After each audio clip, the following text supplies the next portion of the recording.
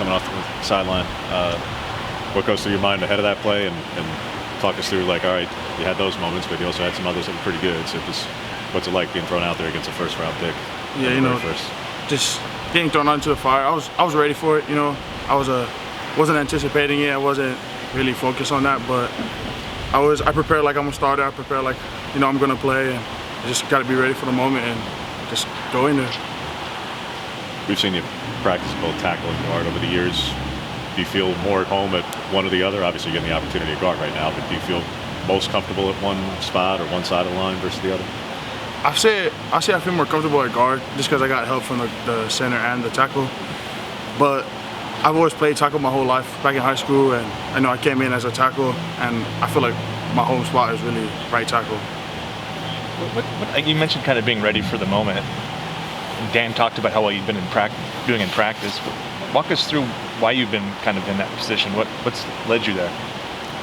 Really, it's just wherever coach needs me is the biggest thing for me. I'm not just preparing for just tackle or just guard. I'm really preparing my whole body for every position that's on the line. If coach needs me to go to center, I'll go to center. If coach needs me to go to guard, I'll go to guard. If coach needs me to go to tackle, I'll play tackle. It's really just where coach needs me and the betterment for the team. Obviously, the goal each week is get better and win games. But in a high-powered offense like this, are you having fun? I can't wish for anything more. Like, I prayed for days like this, times like this. So I'm having the most fun I ever could have in my life. I wouldn't want it anywhere else. I wouldn't want to be anywhere else. I wouldn't want it any other way. It's my life. Like, I love it. It's so fun out here. There's something special about being next to Poncho too. I know you guys are pretty tight. Walk us through what that's like, and maybe is that somebody who's kind of motivated you to be ready for your moment because you've done it himself? Yeah. So people may not know, but me and Poncho have the same birthday. So we call each other twins. Like, that's my brother. Till the day I die, and just being next to him and playing next to him, both from the 808, both representing Hawaii, both representing our family the same way. It's a different feeling knowing that I got somebody from home, right next to me, and the communication we have, the connection we have together is basically unstoppable with him next to me. Did you guys have an exchange when you first came in the game or anything to help calm you down, or what was that like playing next to him in that first rep?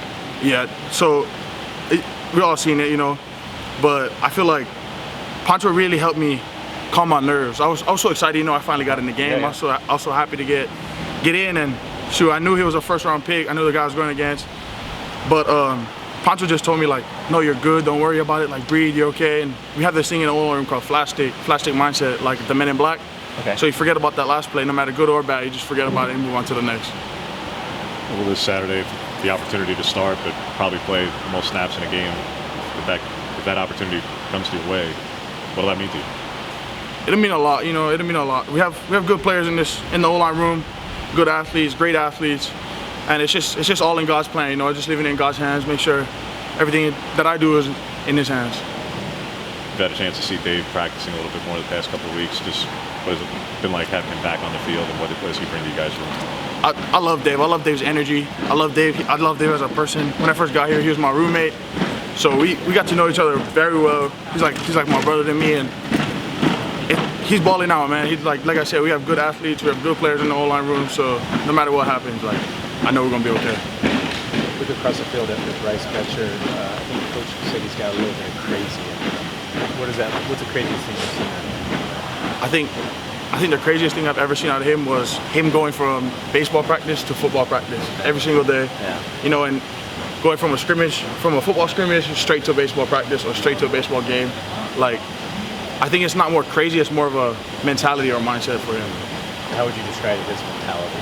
What he brings to you guys? He wants to be a champion. He wants to win. He don't settle for nothing less. He wants to play the ball. Like, he wants to play both sides. He wants to play baseball and football no matter what. All right, thanks. Appreciate it.